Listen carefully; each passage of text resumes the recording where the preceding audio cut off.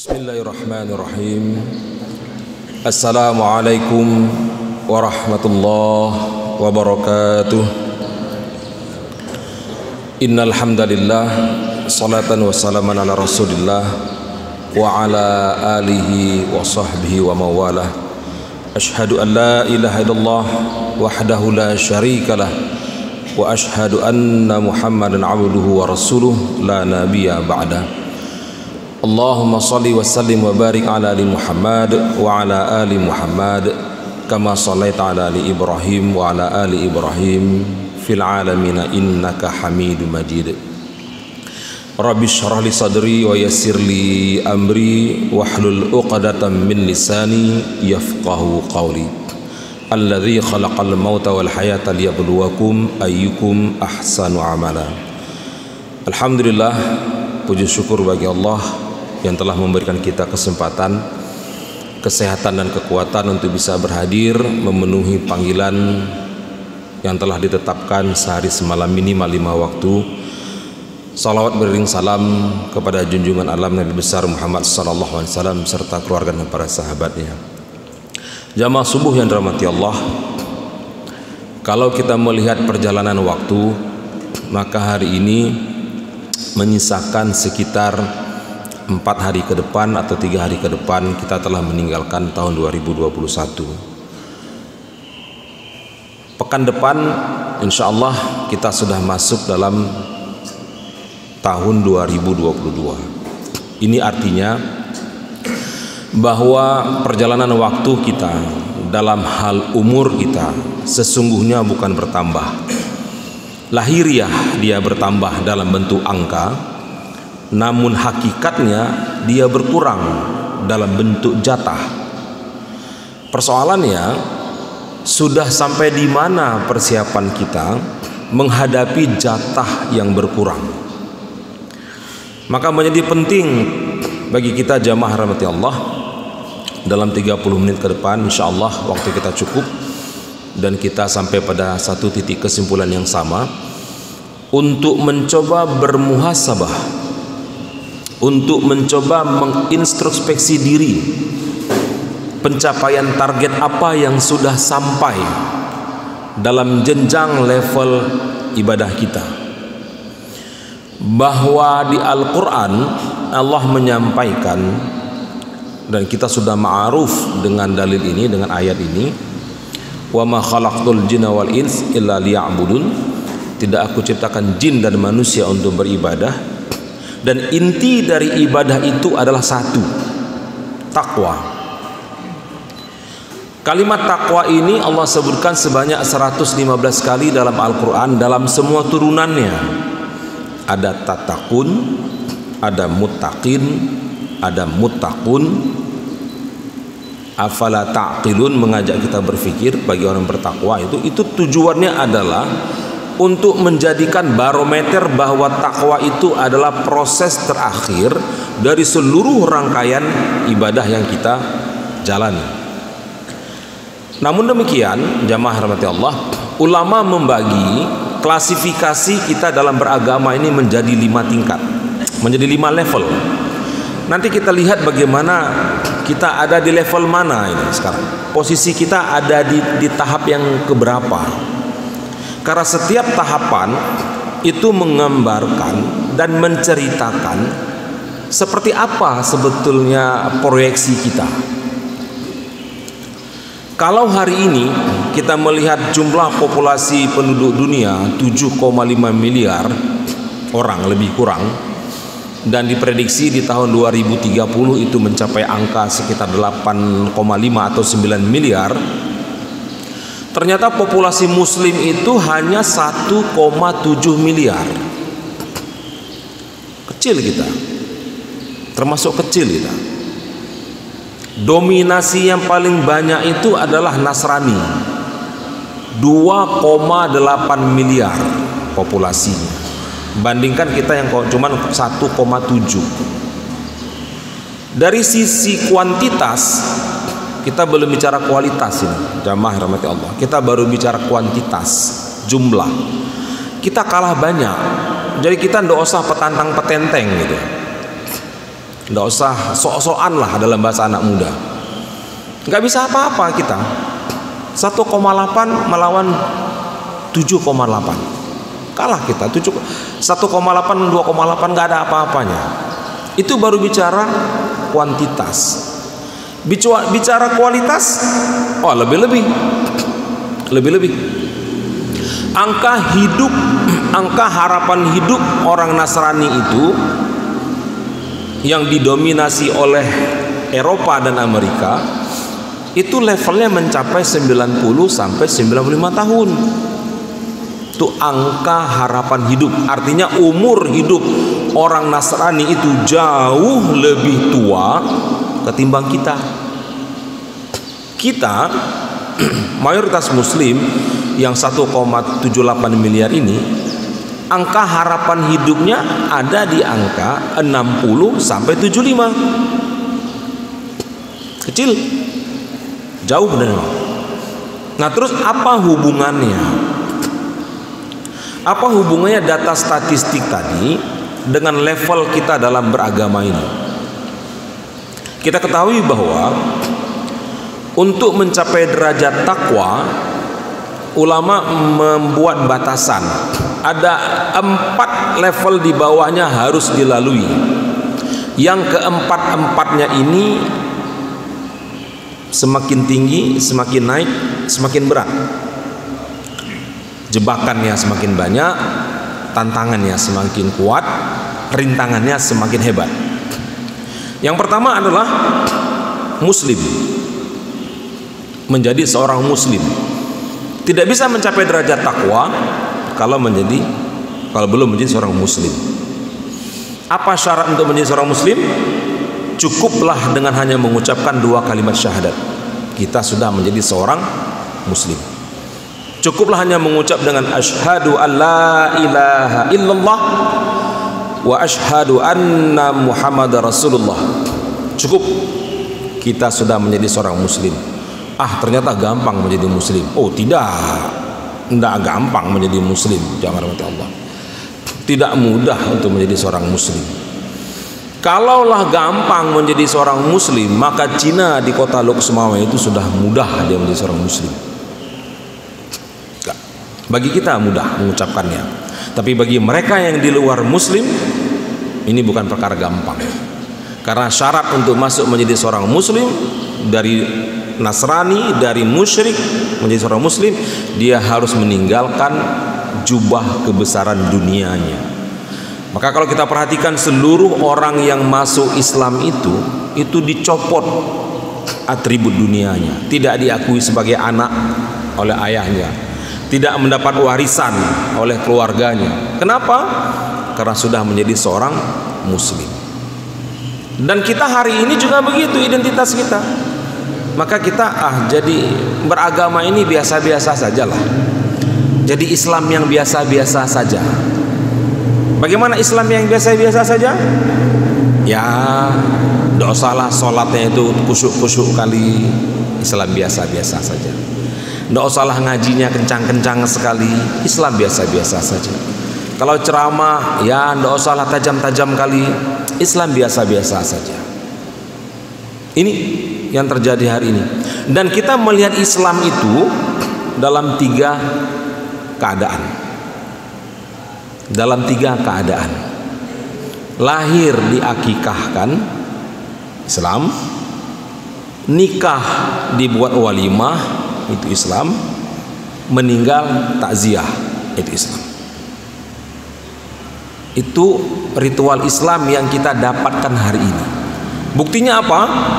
Masjid yang terpampang hari ini begitu luas, jamaahnya biasa-biasa saja. Saya mengambil potret kampung saya. Tidak usah jauh-jauh lah. Kampung saya pribadi. Tahun 95 saya hijrah dari Banda Aceh ke Loksmawe. Di Ulele yang menjadi zero point tsunami, itu jamaah subuhnya sebelum tsunami tahun periode 2004 ke bawah, tahun 90-an itu jamaah subuhnya jamaah Allah hanya 10 orang. Luas masjidnya lebih kurang sama dengan masjid kita hari ini, 10 orang. Populasi penduduk Ulele itu tahun 90-an itu mencapai angka 4.000 jiwa, yang dihuni sekitar 1.200 kakak. Tapi jamaah subuhnya 10 orang. Tahun 1990-an. Miris memang, tapi itu fakta. Sedih memang, tapi itu realita. Hari ini saat saya kembali ke kampung halaman saya menyempatkan diri untuk sholat berjamaah subuh di masjid tersebut. Apa yang terjadi? Penambahan jumlah saf itu paling banyak bukan karena penduduknya, tapi karena tamu yang mau berangkat ke Sabang mengambil trip pertama jam 7 atau jam 8 naik kapal. Miris memang. Tidak ada perubahan. Apa yang berubah? Bisa dihitung dengan tangan. Bisa dihitung dengan tangan berapa jumlah jamaah subuh yang istiqamah. Kita tidak usah bicara sholat maghrib, karena maghrib itu tidak bisa diambil sebagai patokan dalam kita beribadah. Subuh ini adalah punca dari semua sholat. Kalau subuhnya gagal, maka rentetan di bawahnya juga ikut-ikutan gagal. Karena pertarungan paling berat itu pada subuh. Ini Islam ini. Ini Islam. Dan maka jangan heran hari ini kalau kita jamaah rahmati Allah itu terombang-ambing. Terombang-ambing. Teknologi yang kita miliki hari ini, termasuk mikrofon yang di depan kita ini, bahkan handphone yang sedang merekam ini, itu bukan punya kita. Teknologinya bukan punya muslim itu. Walaupun muslim itu menorehkan teknologi-teknologi di awal peradaban, itu iya. Bahwa penemu angka 0 itu ilmuwan muslim, iya. Bahwa ahli bedah terhebat pada masanya Ibnu Sina, iya, seorang muslim. Penemu matematika aljabar, iya. Penemu astronomi, iya. Itu muslim. Tapi kapan? Dulu, abad pertengahan. Bahkan kita berangkat haji, berangkat umroh pun, pesawat yang kita naik itu bukan buatan kita. Penemunya bukan muslim. Wright bersaudara. Pada awal abad ke-19, akhir abad 18. Maka wajar kalau hari ini kita babak belur. Belum lagi nanti pada saat malam tahun baru, kita akan mulai banyak muslim abal-abal, Islam kaleng-kaleng. Banyak, belum lagi di media sosial. Nah, pastinya kita sepakat, kita tidak mau yang hadir di ruangan ini hanya menjadi sebagai identitas muslim. Kita mencoba naik pada level berikutnya, jamaah rahmati Allah, naik pada klasifikasi mukmin, orang yang beriman. Maka seruan dalam Al-Quran tidak ada dibuka dengan kalimat ya ayyuhal muslimun untuk ibadah, tidak ada. Selalu diawali dengan kalimat ya ayyuhalladzina amanu. Semua rangkaian ibadah, puasa, salat, zakat, haji, itu dibuka dengan seruan iman, tidak dipanggil dengan kalimat Islam. Tidak dipanggil dengan kalimat Islam. Kenapa? Karena padanan iman itu amal salih. Amal salih. Pasti orang beriman itu dia tidak akan mau beriman saja, dia naik satu level di atasnya menjadi muhsinin. Ini level ketiga. Akan tetapi jamaah rahmati Allah, kita hanya berhenti di level mana? Muhsinin. Dalam potret keseharian kita hanya sampai baru berbuat baik. Maka kalimat iman dalam Al-Quran itu disandingkan dengan wa'amilus salihat. Perhatikan dalam surah Al-Asr, illalladzina amanu wa'amilus salihat. At-Tin, illalladzina amanu wa amilus salihat. Artinya apa? Iman berkorelasi dengan kebaikan. Baiknya iman seseorang menunjukkan kadar kebaikannya, dia berbanding lurus. Kebaikan yang kita lakukan menunjukkan derajat iman kita. Apa contoh kebaikan yang paling kecil? Membuang sampah. Membuang sampah. Atau yang paling remeh lagi, kebersihan umum, toilet. Kita boleh cek sampai di mana batas iman kita dengan kebaikan kita. Kalau kita pergi ke mall, ya, justru toilet mall itu jauh lebih harum ketimbang toilet masjid.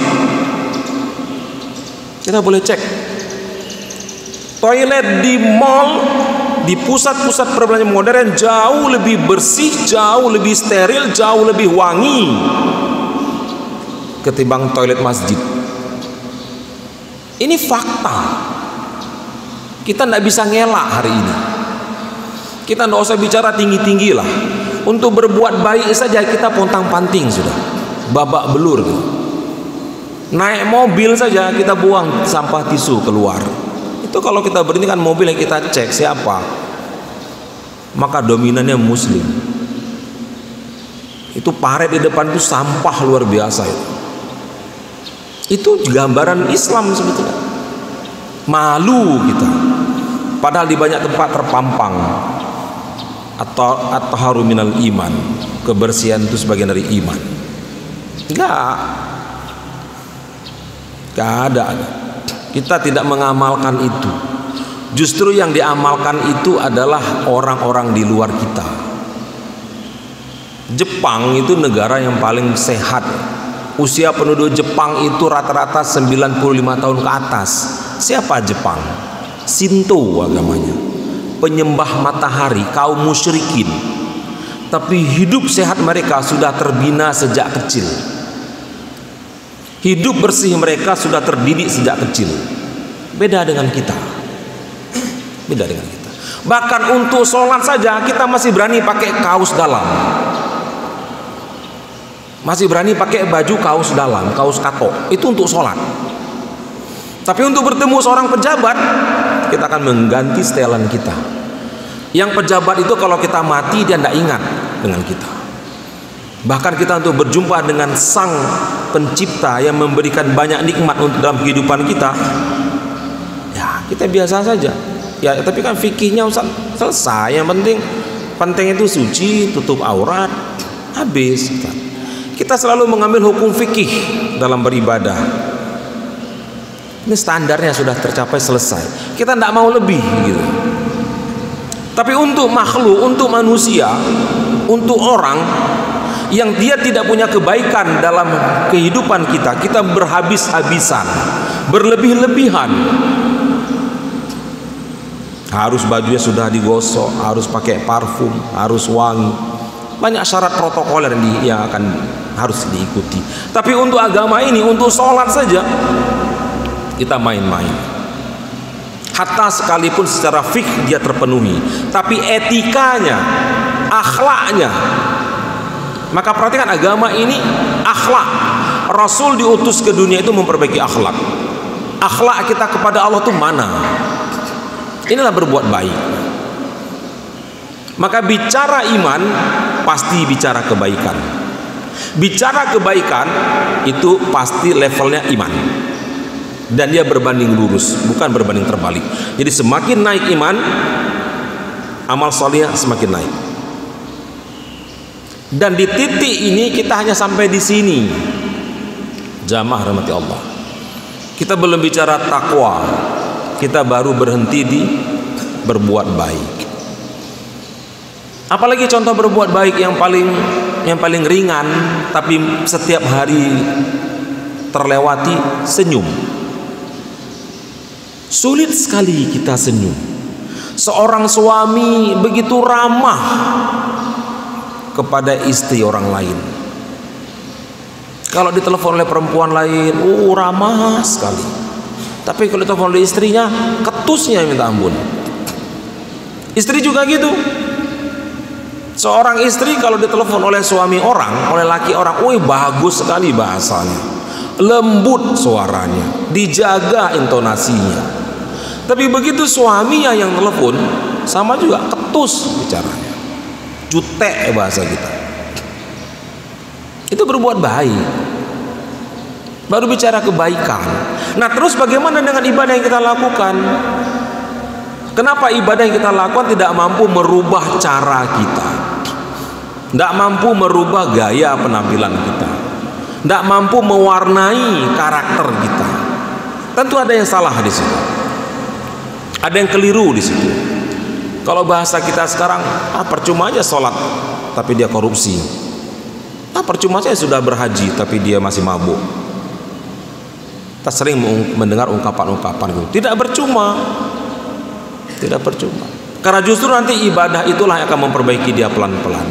Walaupun dalam kenyataannya, jamaah Allah, kita menghadapi situasi yang seperti itu. Ini berbuat baik. Jadi setelah muslim dibutuhkan dengan iman, maka kita mengenal rukun Islam dan rukun iman. Implementasi dari Islam dibuktikan dengan iman yang baik. Aplikasi iman itu terbukti dalam amalan anggota tubuh. Dan sholat subuh berjamaah adalah satu di antara perbuatan baik yang menguji kadar level iman kita. Maka tidak salah, ada satu tulisan, ada satu artikel yang sangat-sangat inspiratif yang mengatakan bahwa perjalanan terberat, terjauh, terlelah, terletih, terpanjang itu adalah perjalanan ke masjid. Buktinya apa? Banyak orang yang rumahnya di sekeliling masjid tidak sanggup melangkahkan kakinya ke masjid untuk sholat berjamaah. Tapi kalau untuk sepeda bagi anak muda, dia putar keliling waduk sampai 2-3 kali sanggup dia. Dia main poli, dia main badminton, dia main sepak bola, mampu dia. Tapi begitu subuh berjamaah, dia lumpuh layu. Dia kena stroke, lumpuh, tidak sanggup. Maka jadilah penghuni masjid ini angkatan 60-an semua, angkatan umur 60 tahun semua. Padahal populasi penduduk Indonesia, utamanya Aceh, utamanya Lok Semawe, populasi kaum muda itu menempati angka di atas 58%. Tinggi sekali.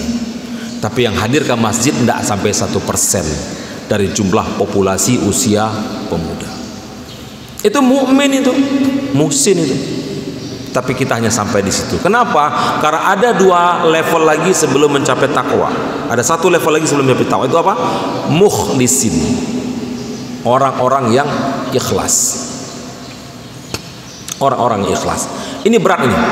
Semakin mendekati takwa, semakin berat. Semakin berat, semakin payah, semakin susah. Semakin susah.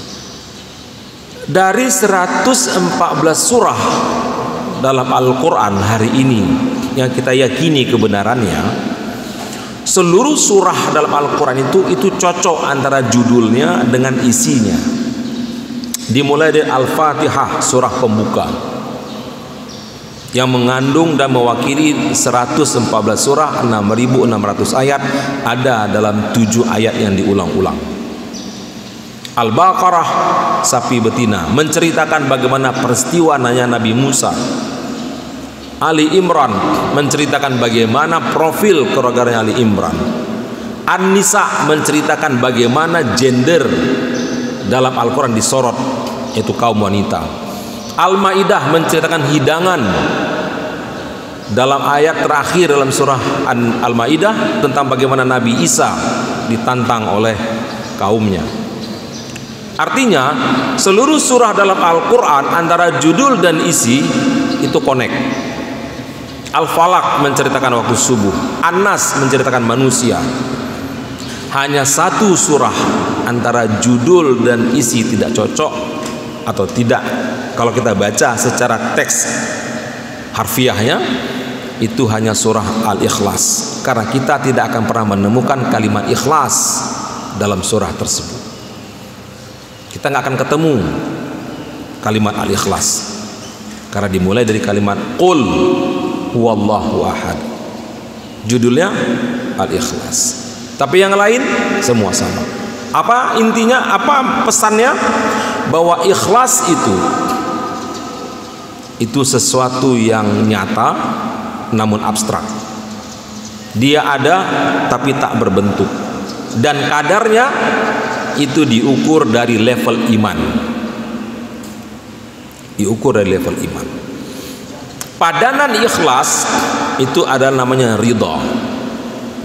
Kita sering sekali terbalik mengambil kalimat ikhlas dan ridha. Ikhlas itu hanya satu padanannya kepada Allah. Dia vertikal hubungannya. Dimensinya dimensi vertikal. Dimensi tegak lurus ke atas. Dalilnya adalah surah Al-Baqarah. Wa ma umiru illa liya'budullah mukhlishina lahuddin. Tidaklah kamu diperintahkan beragama ini kecuali dengan ikhlas. Beribadah dalam agama ini dengan ikhlas. Salat dengan ikhlas, puasa dengan ikhlas, zakat dengan ikhlas, sedekah dengan ikhlas, haji dengan ikhlas. Ada satu kompartemen lagi yang namanya ridha. Ridha itu untuk manusia. Hubungan muamalah antara manusia dengan manusia. Apa contoh ridha? Hutang yang tidak dibayar. Hutang yang tidak dibayar bukan ikhlas dalilnya. Ridha. Saya ikhlaskan hutang, saya tidak dibayar. Bukan. Ridha. Saya ridhai hutang saya tidak dibayar. Karena kalau kita membuka definisi ikhlas, ikhlas itu definisinya bersih, bening, steril, transparan, tidak tercampur. Terambil dari kalimat khalasa dalam bahasa Arabnya. Khalis turunannya, ikhlas menjadi jamaknya. Bening, transparan, tidak tercampur, steril, ya. Ini ikhlas. Karena dia steril, dia bening, dia tidak tercampur, maka urusannya kepada Allah, bukan kepada makhluk. Tapi kalau ridha itu definisinya menerima, melapangkan, mengizinkan tanpa syarat. Itu ridha. Terus bagaimana kalau musibah? Musibah itu kepergian seorang yang kita cintai bukan ikhlas. Saya ikhlaskan kepergian orang tua saya. Bukan. Saya ridhai kepergian orang tua saya. Maka menghibur orang musibah tidak lagi memakai kalimat ikhlas. Ridha. Ridhai sajalah orang tuamu. Karena seperti kita ketahui, sabar itu dibagi dalam 3 tingkat. Sabar yang paling rendah, ya, karena berhubungan dengan musibah, itu adalah sabar dalam menghadapi ujian. Itu levelnya paling rendah, paling paling bontot. Kenapa? Karena kita tidak punya pilihan. Meninggal orang tua kita, anak kita, suami kita, istri kita, hilang harta kita, apa pilihan kita? Tidak ada kecuali sabar. Kita mau guling-guling pun tidak berubah keadaan. Kita mau bangkit, kita mau merepet, kita mau temenak pun tidak ada perubahan. Maka sabar dalam menghadapi musibah, ini sabar yang paling rendah kualitasnya. Rankingnya ranking paling cepret, paling bontot. Mana lagi sabar yang paling hebat? Ini sabar dalam ketaatan. Ini paling hebat. Jamaah rahmati Allah, jamaah punya, Bapak Ibu punya pilihan untuk tetap duduk di masjid itikaf sambil mendengarkan pengajian atau ilmu pengetahuan, atau pulang ke rumah untuk tidur kembali, atau untuk berbuat sesuatu yang lain. Ini sabar dalam taat dan paling berat. Kenapa? Karena ada pilihan. Setiap sesuatu yang diberi pilihan itu tantangannya paling berat. Itu nilainya paling tinggi. Dari maghrib menjelang isya kita putuskan tidak pulang ke rumah, kita itikaf di masjid menunggu isya. Kalau hadis Rasulullah mengatakan bagaimana? Allah menilai orang yang menunggu waktu sholat seperti orang sholat. Itu hadis Rasulullah. Kita ambil pilihan untuk tidak pulang. Kita beritikaf, kita baca Quran. Sementara di situ punya pilihan untuk mundur. Ini sabar yang paling hebat. Sabar yang nomor 2 adalah sabar dalam maksiat. Sabar dalam maksiat. Nah, maka dari itu jemaah rahmati Allah, ridha tadi dalam sabar itu adalah untuk muamalah. Dan inilah ukuran keikhlasan kita dalam beribadah. Kalau ditanya, saya sering menyampaikan pertanyaan apa beda ridha dan ikhlas, hampir semua jawabannya itu tidak cocok. Kalau ikhlas sudah pasti ridha, kalau ridha belum tentu ikhlas. Kita terbalik-balik mengambil definisi, kita terbalik-balik mengambil konsep. Nah, mudah-mudahan ikhlas ini, nampaknya orang ikhlas itu gampang diukur, mudah. Mengukur orang ikhlas itu gampang. Bahkan kita sendiri bisa mengukur derajat ikhlas kita. Yang paling hebat itu adalah bagaimana ibadah kita kalau berjamaah dan sendirian. Kalau berjamaah, sholat sunat kita menjadi 5 atau 7 menit, 2 rakaat itu dalam 5 atau 7 menit. Bagaimana kalau sendiri? Apakah waktunya sama atau tidak? Itu yang paling sangat-sangat rendah ukurannya. Karena ujian ikhlas ini adalah hasilnya apa? Yang tidak bisa digoda oleh iblis. Saat iblis diusir dari surga oleh Allah karena kesombongannya, iblis meminta jeda waktu untuk dimatikan serentak dan membuat pengikutnya sebanyak-banyaknya ke dalam neraka. Allah mempersilahkan. Bayangkan, iblis saja berdoa atau Allah kabulkan. Masa kita yang bukan iblis Allah nggak kabulkan? Itu iblis yang berdoa Allah kabulkan. Tapi apa kata iblis? Semua bisa kamu goda. Ya, Allah mengatakan semua bisa kamu goda iblis kecuali satu, hambaku yang ikhlas. Karena inilah syarat untuk mencapai takwa. Takwa itu sebagai penutup, jamaah rahmati Allah, terbagi dalam 2 dimensi besar. Perspektif takwa pertama adalah hablum minallah, perspektif takwa kedua adalah hablum minan nas. Ini yang paling penting. Maka marilah kita yang berhadir di ruang yang berbahagia ini untuk bisa minimal biarkanlah ikhlas ini menjadi jubah kebesaran dalam hidup kita yang akan mengantarkan kita ke dalam posisi yang takwa. Karena ciri orang ikhlas itu adalah dia tidak senang penghargaan, dia tidak senang penghormatan, dia tidak suka puja-puji, dia tidak suka publikasi. Biarlah dia tidak dikenal oleh penduduk bumi, tapi dikenal oleh penduduk langit. Ini motivasi orang-orang ikhlas. Dan kita sebetulnya sudah mengamalkan itu, tapi kita tidak mengambil pelajaran dari apa yang kita amalkan. Terima kasih atas perhatian. Mohon maaf atas segala kekurangan. Subhanakallahumma wa bihamdik, asyhadu an la ilaha illa anta astaghfiruka wa atubu ilaik. Assalamualaikum warahmatullahi wabarakatuh.